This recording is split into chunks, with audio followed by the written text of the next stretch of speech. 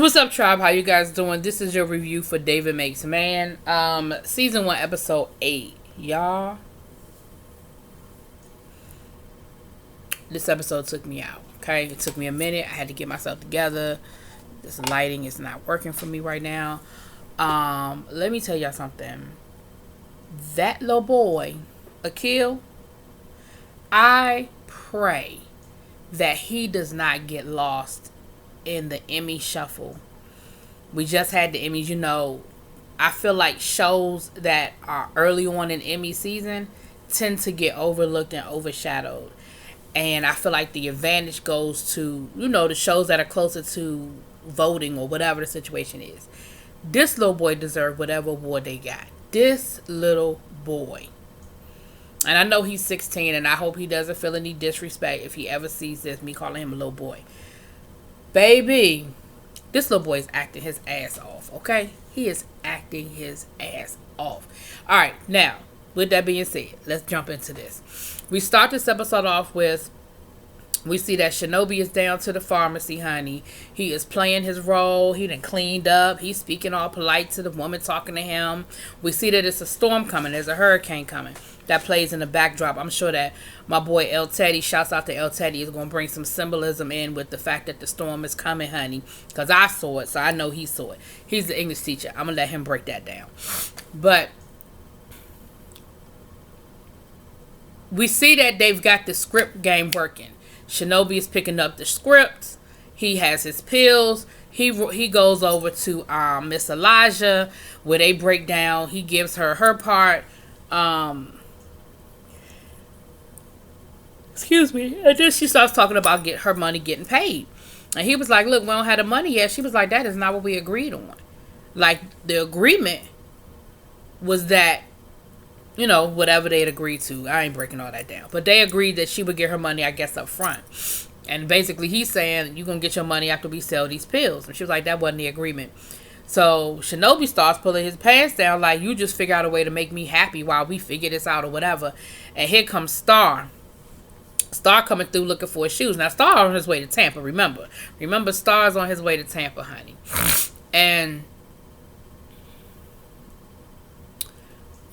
we see us. Okay, I'm going to get to that in a second. Star's on his way to Tampa. And he makes a comment to Shinobi basically like, well, I'm about to leave so you can go back to basically getting your blowjobs, you know, without me interrupting or whatever. Shinobi was like, excuse me? He said, oh, you better be on your way out of town because next time I see you, I'm going to kill you. You know how Shinobi is. Miss Elijah was like, okay, he not going to kill nobody, but let's hurry up and get you out of here. You know what I'm saying? Like, he ain't really going to kill nobody, but just in case he decide to, let's go and get you up out of here. So, we see that somebody comes running up to Shinobi. Shinobi, you know, as he's leaving, one of the corner boys come running up to Shinobi, and then he's like, look, you got to come. You know, Willie E., he's sick. And Shinobi was like, what you mean he's sick? He was like, man, he OD'd. He took something. He having a bad reaction. So Shinobi takes off. They go running off. In the interim, David is at school. Now, we see, I didn't catch this because I had to watch this thing twice. I didn't catch this until the second time I saw it. We see David, Star gave him a ride to school. And we see David get out the car, and him and Star kind of give each other a nod. And it looked innocent on the front end. But when we get to the back end, it wasn't as innocent as it seemed. So now we're at school, and there's a guest speaker there. He's I guess a city a state congressman, and he's you know doing what he does, come back into the community talking about how great it was, got the photo op, and he's talking about how, you know, Dr. Felicia Rashad's character, how much he did for her, and him going to Hurston and this, that, and the other. So David does what David does. David walks up to the man, shakes his hand, starts talking to him. You know, he turns on that David charm. Let me tell y'all something. David got on my nerves in this scene because I was like, you doing too much. Stop. You're doing too much. Stop. You're doing too much. Like, at a certain point, I was like, David, stop. Like, it was making me cringe watch it. And the whole time, Felicia Rashad's character is peeping it. she's not really giving away her feeling, but her face is kind of telling you that she's peeping it. And I can't tell if 1 minute she looked like she's smiling, like she proud of David for taking advantage of the situation, but then the next minute she looked like she's not really approving. And the guy is polite to David, but you could tell he's sort of like, okay, there are other people waiting, because this was the line, for people waiting to, get the little photo op or whatever. But, he talks about, you're from where I'm from, and, I'm just trying to do what I got to do to survive, and maybe you can write a letter for me to Hurston. And he was like, well, they kind of like those letters to come from your teacher.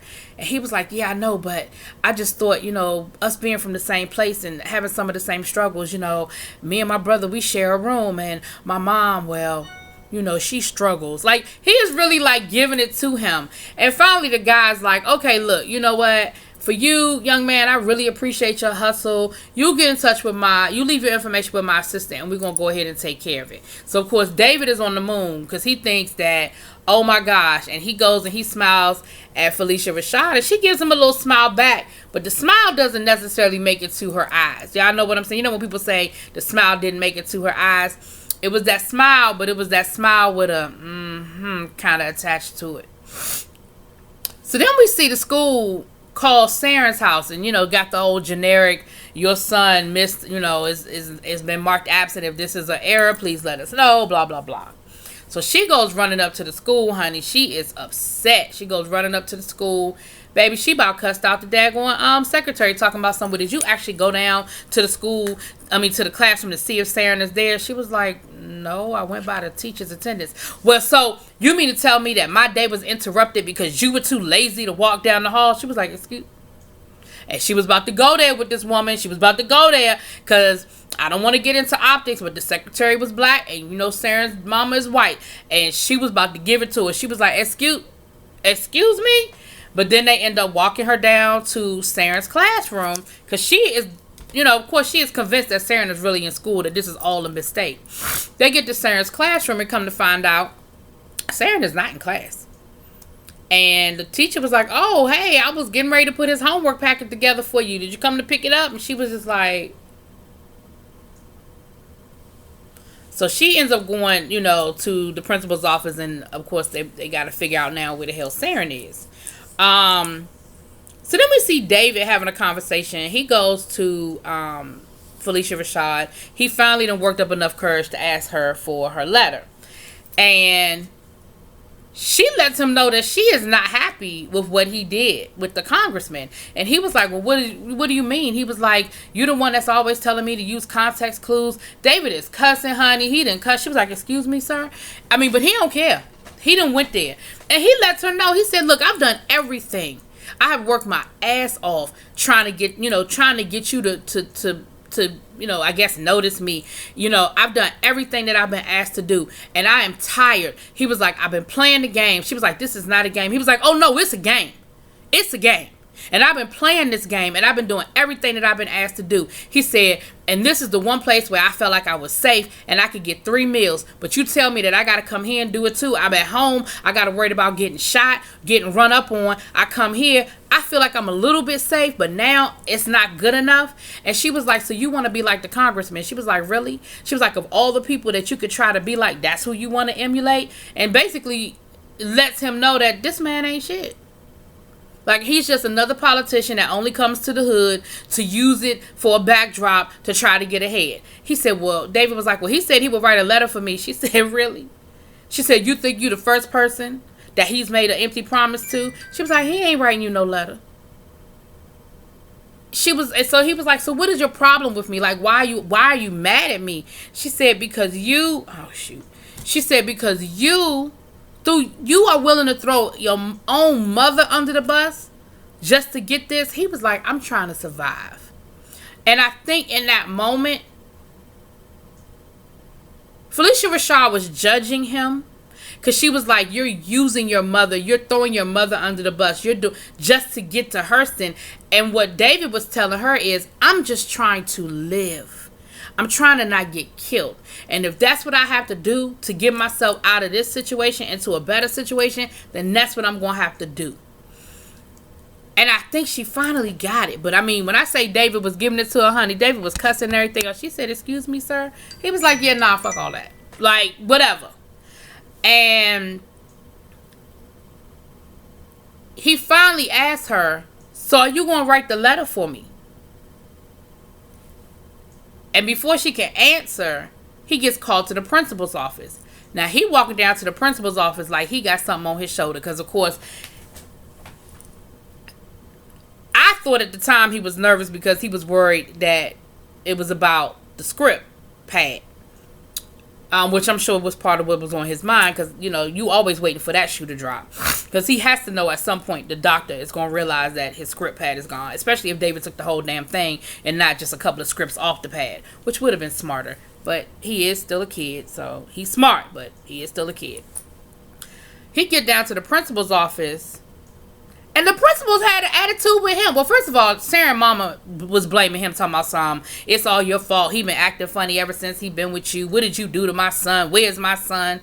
David was looking at her like, y'all know how David do that quiet thing where somebody ask him a question, and he got to weigh out the whole scenario in his mind before he answer. So, of course, he looking at her like, what am I supposed to say here? Y'all, this lighting is just terrible. I can't get my light right. I can't figure out my lighting. I don't know. It's like doing something crazy. Anyway, I don't know. We'll figure it out. So, he goes into the principal's office to talk to the now I just look red. Anyway, he goes into the principal's office to talk to the principal.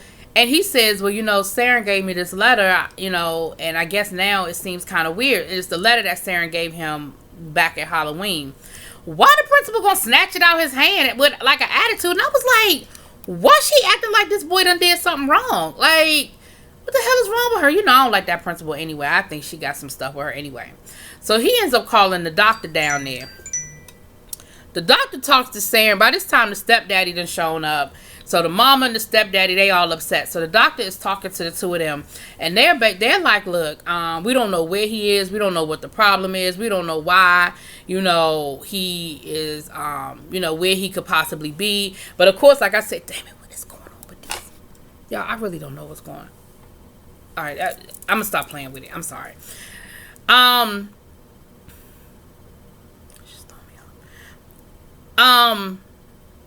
So they're talking to the doctor. So finally, the doctor was like, "Well, we need to go ahead and, you know, with the storm coming and everything, we need to call the police. Like, we need to notify the police that something is going on." And the stepfather says, "You know what? I think he might be headed to his father in Tampa. And let's try to reach out to him first before we alert the police. There's no need in calling the police if that's where he is. And if I got to drive to Tampa to go get him, I'll go get him." So the wife is looking at him like, why would he go to Tampa? He said, "Me and Saren talk. We're kind of close." And I'm thinking, you sick bastard ass, you know. But she said, "Well, you know, we don't even have a number for him. And, you know, he don't pay his bills. His phone's probably cut off." And he was like, "Nah, I'll get in touch with him." Sorry. "I'll get in touch with him. You let me know." So the doctor leaves them to make them phone calls, and he goes to talk to David. I'm sorry, I forgot that part. The mama even act like she was gonna assault David when David wasn't answering her fast enough. She grabbed on him and everything, and of course everybody's looking at her. I was like, see, So the doctor goes to talk to David. I don't know, y'all. This lighting is really, isn't it? Anyway, it's messing with me. So he's talking to David. Now the whole time I'm sitting here thinking, he has to know his scripts are messed up by now. If that was a couple of weeks ago, David them had them scripts at least a month. If Halloween was he said Saren gave him the letter a couple of weeks ago, and we know he stole the scripts before that. I'm like, this man got to know something going on with his scripts. So you could tell he's a little irritated with David. He was like, "Look, David, we don't have time to play these games. Do you know where Saren is?" David was like, "No, I don't." He was like, and I feel like David is one of those people that's very literal. So when he said, "Do you know where Saren is?" David was like, no, he technically did not lie. He did not know where Saren was. Did he know where Saren was going? Did he know what, you know, like maybe he had those answers, but the doctor didn't ask the right question. He said, "Do you know where Saren is at this moment?" No, he didn't know. Now, He also said, is there something I need to know about Sarah's home life? Like, is this something you need to tell me about what's going on at home? And David was like, why don't you ask his home life? The doctor was pissed off. The doctor was like, look, let me tell you something, little boy. You're going to answer my questions. You're going to tell me what's going on. Ain't nobody got time for all of that. So once he felt like he got as much as he could get out of David as far as what was going on with Sarah, like he figured out, all right, this is all David going to give me. Then he says to David, he said, look, if you bring it back by Thanksgiving, we can fix it. David looked at him. He said, if you took my scripts, bring them back by Thanksgiving, and nothing will happen. No harm, no foul. We can move through it. We can fix it. He said, but I'm telling you now, I'm done playing games with you. I said, oh, damn. I said, well, he did know they were missing, but I guess he figured I'm going to get what I need to get out of David before I let David know that the jig is up. Or the gig is up. Which one is it? Jig or gig? Y'all put it in my comments. Which one is it? Jig is up or the gig is up? Anyway, back down to the Ville. We got Dreadlock Kool-Aid Boy out there. And the boy done ran up on him. Who is this? Oh, I got to take this call. Alright, sorry y'all. I had to take that call. I'm back. So, down to the Ville, like I said, Kool-Aid Dreadlock Boy is down there. And he all nervous because you know he playing both sides of the coin because his uncle does not know that they got these other scripts. And he just got the news about Willie Earl and where Shinobi was with his brother. Because it took me a second. When they said Willie Earl, it took me a second. But the way Shinobi went running off, I said, oh no, it's his brother. Oh my gosh. So like I was just nervous. I was worried about that. Which we'll get to that in a minute. But the hitman come rolling up on Kool-Aid Dreadlock Boy, you know, pretty eyes with the bad Jamaican accent. And he was like, you acting real nervous. What's up? And he was like, nothing, you know. And he like was snapping back at the dude. The dude was like, who you talking to? Like, who the hell you think you talking to? And he was like, look, man, you sweating me. Like, come on, let me get you your count. So he about to go get dude his money. Before they can go up to the stash house to go get the money, the police roll up and pick both of them up. But then the police play this game, right? Now remember, a couple of weeks ago, Kool-Aid Dreadlock Boy got picked up by the police and then he was back on the block like the next episode. Remember that? So I'm assuming these are the same police that picked him up a couple of weeks ago. So they playing games because I don't believe old boy snitched. But they playing games because he got whole other demons that we going to find out about in a minute.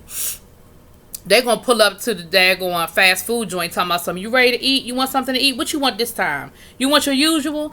And order for the boy with extra cilantro. So you know, pretty eyes Jamaican boy looked at him was like, oh, so they know your order? Oh, you like it with extra cilantro?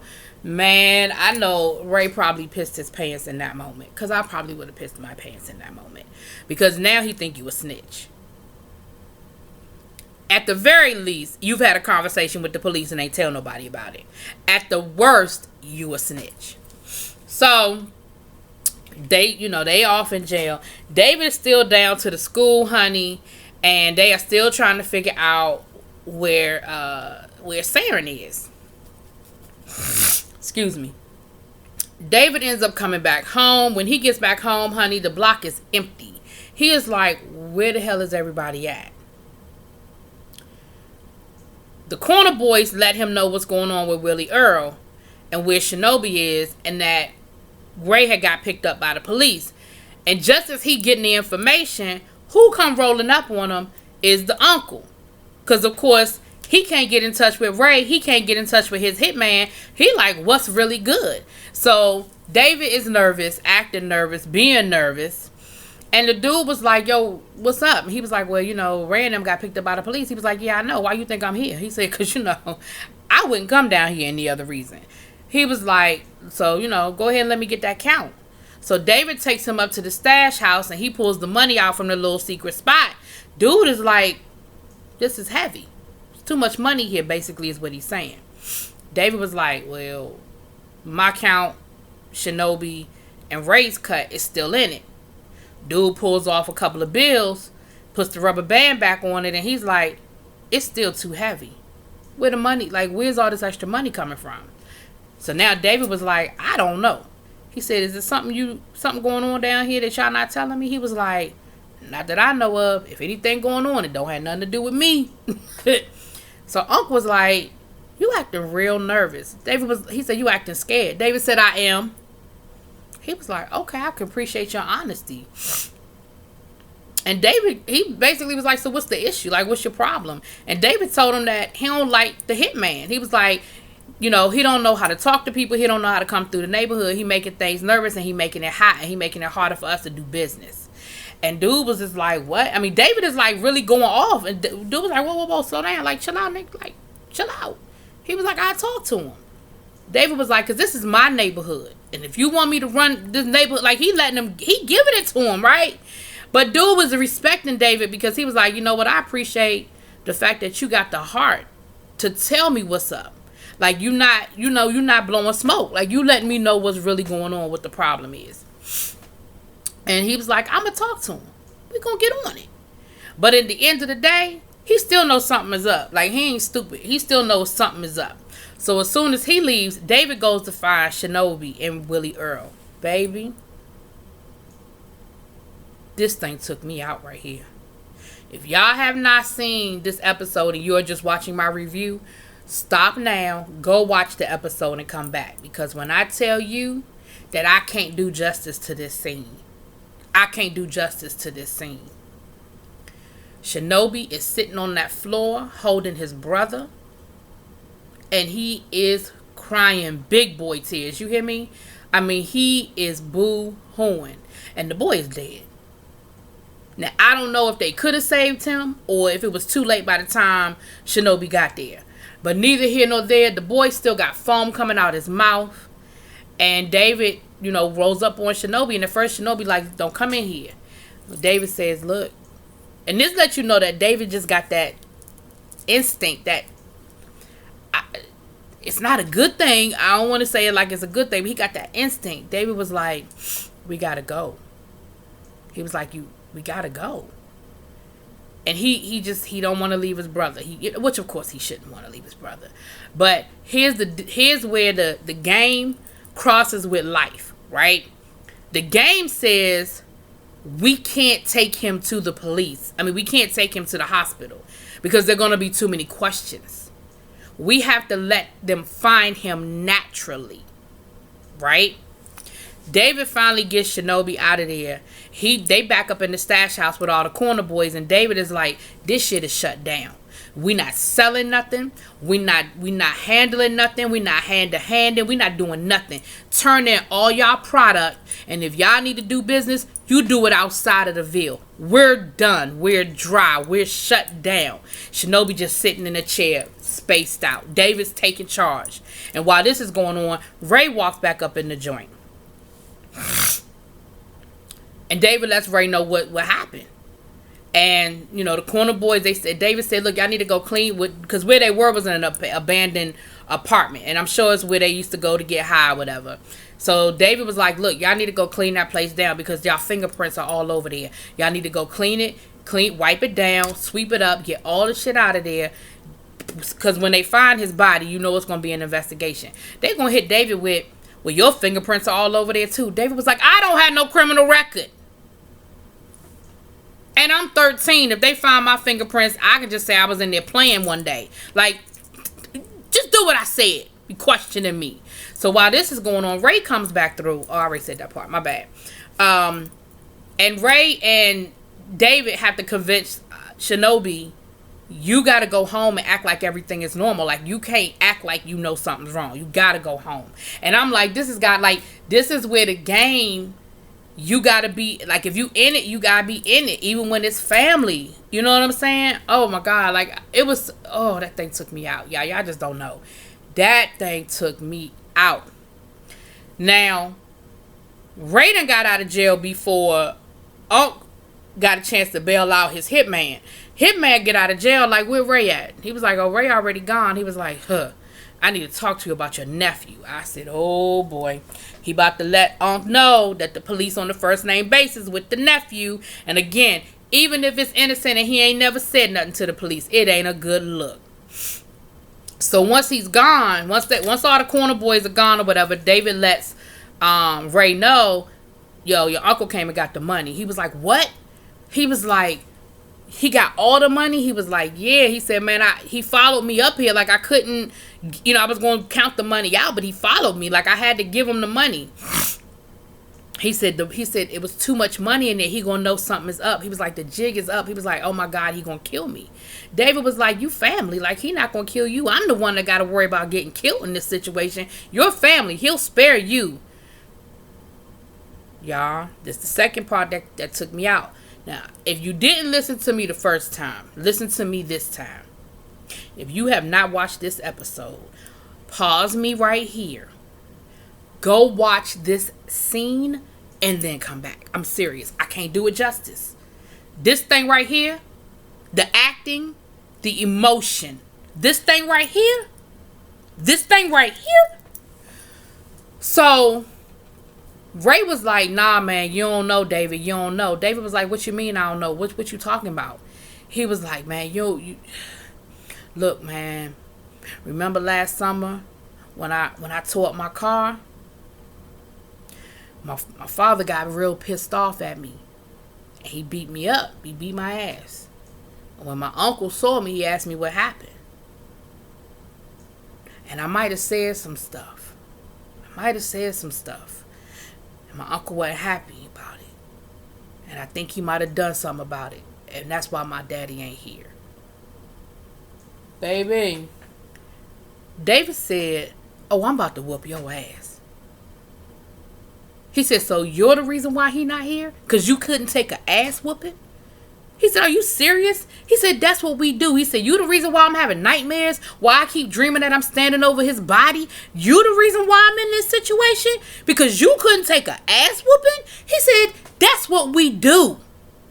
He said, you do something and you get your ass whooped. Whether you win or you lose, you take the whooping. You don't call somebody in to do your dirty work for you because you couldn't take the ass whooping. I said, oh, shit. And when he giving it to him, like, he got snot coming all out his mouth. He's spitting. Like, it's that good acting. Like, they were both in the moment. But he told him, he said, he insinuated, you ain't from the hood, so you don't understand how the hood work. He said, you don't go call nobody because you got your ass beat. He said, especially since you were wrong. You tore up your car. Your father disciplined you. You got mad and went running to your uncle. And now look what happened. He dead. And Ray is pleading his case. He crying. He like, you man, I don't know what to do. He was like, look, man, I gotta go figure this out. David said, the hell you are? He said, I can't leave. He said, you're not going nowhere. We're gonna sit here till we figure this out. You're not going nowhere. Man. That, like I said, I can't do that scene no justice. That thing took me out. The acting took me out. Okay?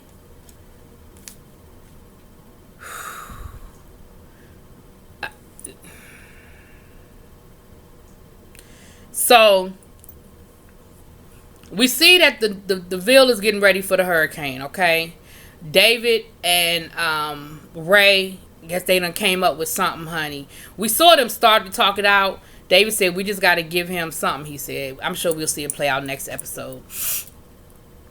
But they kind of looking at each other across the courtyard, giving each other the nod and the eye, whatever. And then we see, earlier on, the landlady let David's mama know, you got to find somewhere to go. We being evacuated. Mama thought she was there about the rent. She said, look, I'm going to need you to chill out. I ain't here about the rent, but you do have to find somewhere to go because we're in the yellow zone. We are being evacuated. So then we see Miss Elijah roll up, and Miss Elijah hit David with the package made it to Tampa. So that's when I knew. I said, oh, that's where Saren was, because I knew she wasn't talking about Star. I just knew she wasn't talking about Star. So then we see David flash back. And that earlier episode where Star took David to school and he jumped out the car. Well, when David jumped out the car, Saren jumped in. And Saren had gone to school. Well, he was in his uniform and everything. But I guess he either doubled back once his parents dropped him off or whatever. But they had made an arrangement for a pickup drop-off spot.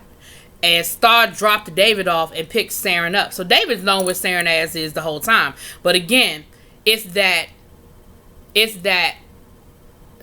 you asked me, do I know where Saren is? No, Saren's somewhere on 85, 74, however you get to Tampa from Miami. I'm sure El Teddy can tell me. Somewhere up in there. Now, in the meantime and in between time, they done found Willie Earl's body. And once again, Miss Elijah tells David, you can't save everybody.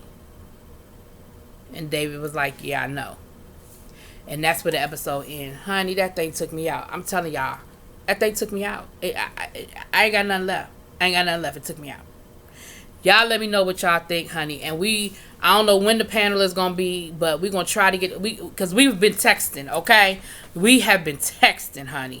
Y'all let me know what y'all think. Drop it in them comments. Peace.